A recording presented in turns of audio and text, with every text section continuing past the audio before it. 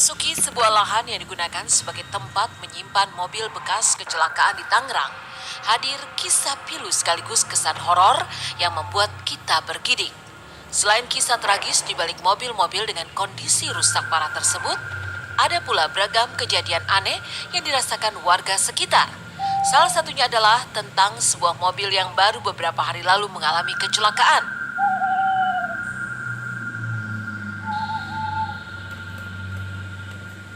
Konon dari penuturan seorang warga, mobil yang baru 3 hari berada di tempat penyimpanan mobil bekas kecelakaan itu tiba-tiba menyala sendiri secara misterius saat malam hari.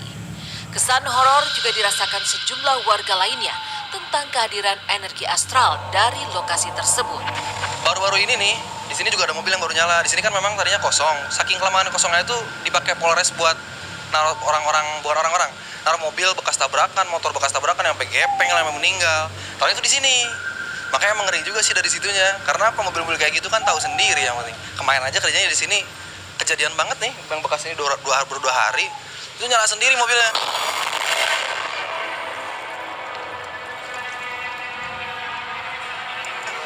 Mobilnya nyala sendiri, nggak ada apa nyala, tiba-tiba goyang-goyang.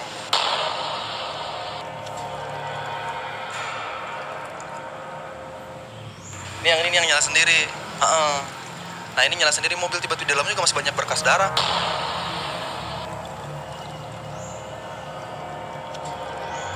Kadang-kadang kayak nangis malam gitu loh. Ya mungkin korban-korban yang kecelakaan itu kan artinya apa? Roro yang susah mau pulang, kan bisa begitu. Ya gitu loh. Jadi kayak kejadian kemarin tuh, mobil putih tuh yang kena trailer taruh di sini. Jadi banyak yang mobil-mobil kecelakaan taruh di sini. Jadi mistisnya orang ini di sini gitu loh. Ini dipakai di Kapolsek buat penampungan mobil kecelakaan. Bukan, ini gedung emang udah nggak berfungsi.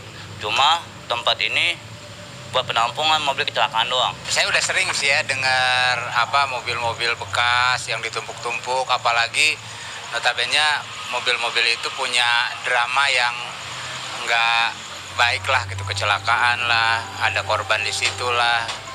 Nah biasanya emang di tempat-tempat seperti itu, tempat-tempat itu berbau-bau klinik lah, menyeramkan apa segala macam. Kalau menurut saya sih wajar. Ada kabar berita tentang di tempat rongsokan mobil-mobil yang bekas tabrakan itu banyak kejadian-kejadian aneh, seperti yang belum lama kita lihat itu ada mobil yang bisa nyala sendiri. Itu tentunya ya karena ada jin yang berada di situ. Karena kenapa? Karena memang jin menempati tempat yang daerah kosong atau rumah-rumah kosong.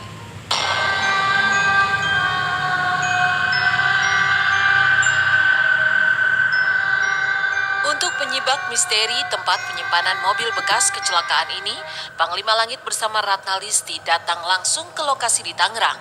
Datang siang hari, Panglima menelusuri satu mobil ke mobil lainnya yang konon dipenuhi energi astral. Keadaan mobil yang rusak parah hingga tak bisa digunakan lagi membuat kita miris saat mengingat kondisi yang menimpa korban. Tapi di balik itu, Panglima justru melihat hal-hal gaib di mana dirinya seolah mendengar teriakan minta tolong atau seperti tangisan orang.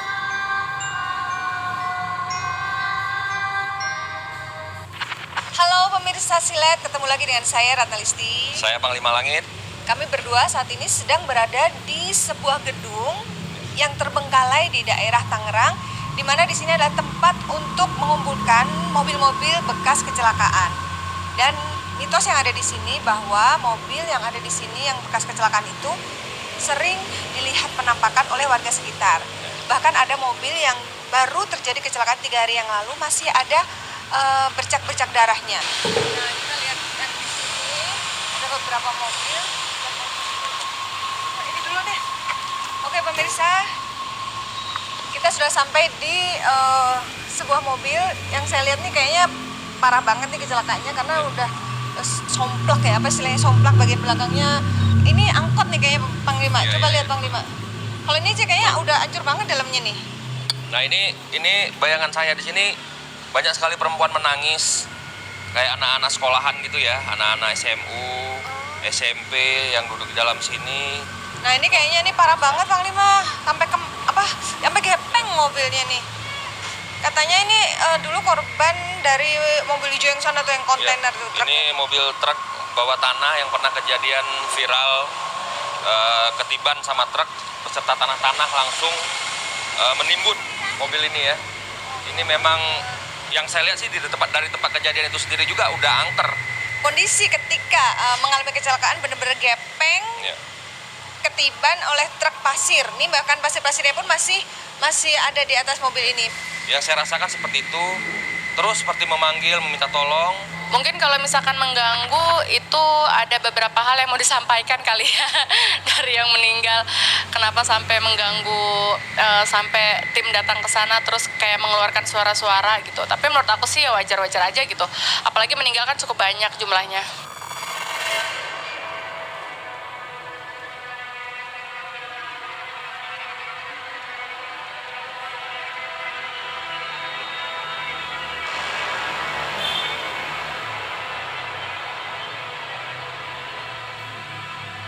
Menelusuri mobil demi mobil bekas kecelakaan lalu lintas, mata batin Panglima Langit tertarik melihat mobil yang disebut warga sekitar tiba-tiba menyala misterius saat malam hari.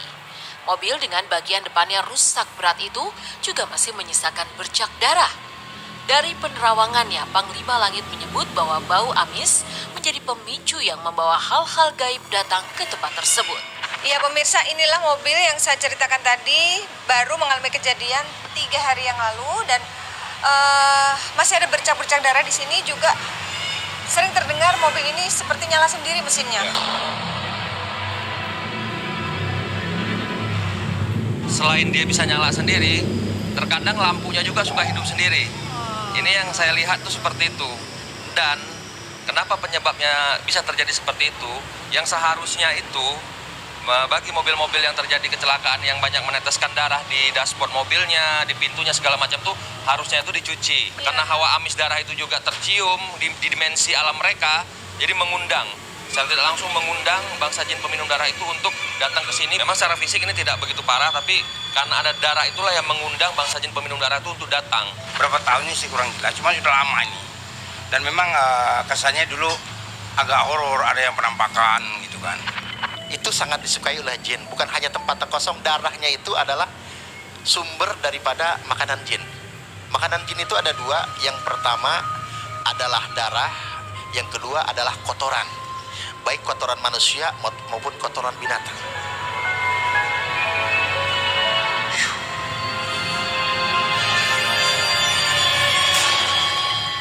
Melihat secara mata batin ada gangguan hal gaib di mobil bekas kecelakaan yang konon bisa menyala sendiri itu, Panglima Langit mencoba menetralisir dengan caranya. Lebih lanjut, Panglima mengaku bahwa darah yang masih ada di mobil itu harus dibersihkan sehingga tak menjadi tempat bagi sosok-sosok astral. Sebenarnya setiap terjadi kecelakaan yang meneteskan darah di sekujur mobil ini harus dibersihkan gitu. Jadi ini saya akan coba Netralisir bisa ya, Bang Imam? netralisir dan mendoakan agar mobilnya tidak nyala lagi kembali, agar tidak diganggu lagi orang-orang sekitar di sini. Oke pemirsa, aku akan mencoba untuk membersihkan yang di setir. Bismillah. Allah. Tuh, lihat nih.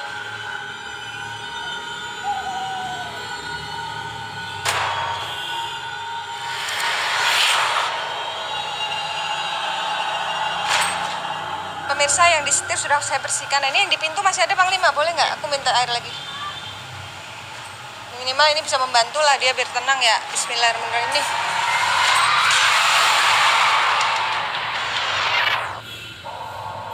Alhamdulillah tadi Panglima sudah netralisir mobil ini.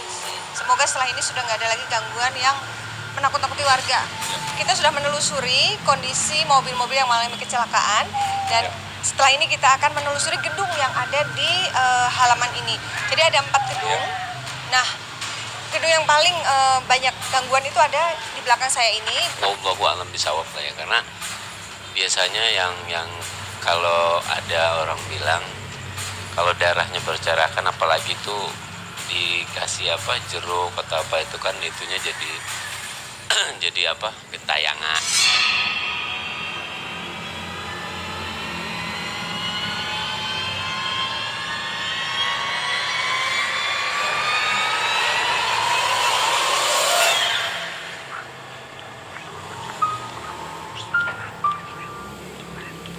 Selain mobil-mobil bekas kecelakaan, persis di belakangnya ada gedung terbengkalai yang sudah lebih dari 5 tahun tak digunakan lagi. Gedung berlantai 4 tersebut juga mengalirkan energi mistis begitu kuat. Beragam penampakan konon pernah dilihat warga. Untuk menguak hal tersebut, Panglima Langit mencoba melihat secara mata batinnya bagian dalam gedung ini. Ya, pemirsa, ini adalah sebuah aula. Sepertinya memang dulu tempat berkumpulnya apakah masyarakat di sini ataukah karyawan di sini, karena di situ ada panggung kayaknya ya, Panglima ya. Memang dari pertama kita jalan tadi dari arah sana menuju kemari, ini udah mulai ke kopi ya, ke scan sama saya. Di sini seperti ramai sekali aktivitas.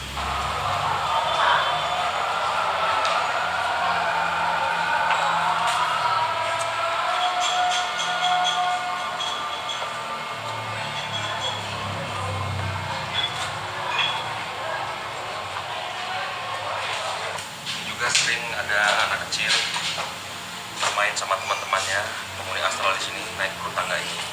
Memang umumnya anak-anak tuh suka bermain di tangga. Iya Ya. sih, betul. Ya, makhluk astral yang sifatnya anak-anak itu Bersama juga ya sama manusia ya. iya, benar sekali. Ya, ini saya udah mulai merinding ya yang saya rasakan ini ya. Ini ada gede banget setinggi gedung ini.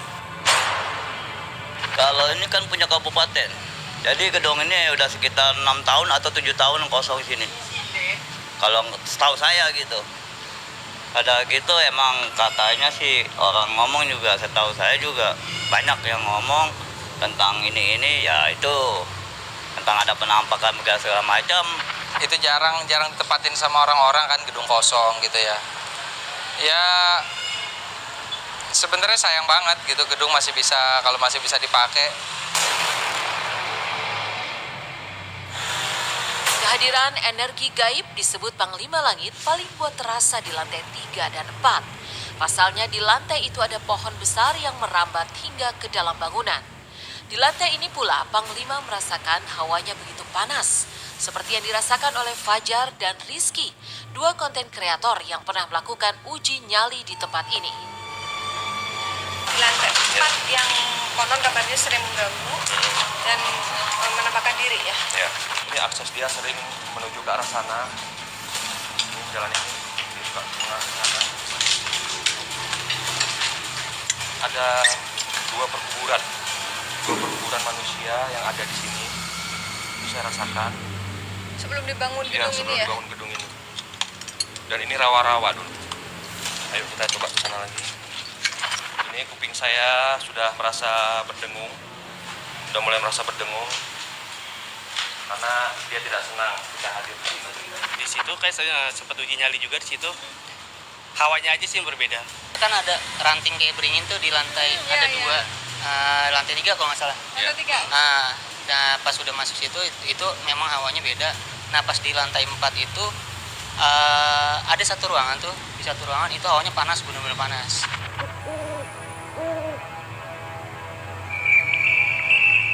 Mendengar beragam cerita magis, tim Silet mencoba untuk dibukakan mata batinnya oleh Panglima Langit. Lewat penerawangannya, tim Silet yang tadinya tak bisa merasakan getaran energi gaib, tiba-tiba saja seakan melihat sekelebat sosok astral. Selain itu, ada pula hawa panas yang dirasakannya. Ini tim kami mencoba untuk ingin dibukakan mata batinnya sama Panglima Langit.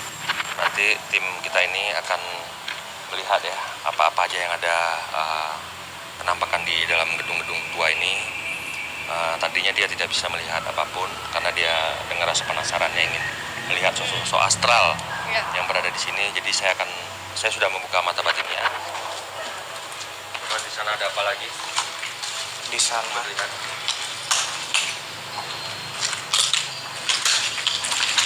kuat banget dan kuping kanan saya panas banget. Ya. Panas. Jadi dia di badannya sudah ada dua suhu ya sebenarnya, suhu panas dan dingin. Jadi sebenarnya tadi ini dia udah mau dirasuki, tapi Tuh semakin kuat. karena jiwanya masih menahan yang separuh, berlawanan dengan dirinya, makanya sebelahnya panas, sebelahnya dingin. Masing-masing dunianya saja. Dan kita tetap sebagai umat Islam harus tetap berdoa supaya jin yang ada di situ tidak masuk ke dalam tubuh kita. ya kita nggak perlu takut ya, karena kita adalah makhluk yang diciptakan Allah. Allah ini adalah dengan bentuk yang sangat sempurna. Kita percaya kepada Allah, takutlah kepada Allah, jangan takut kepada selainnya. Kalau kita sudah takut kepada selainnya,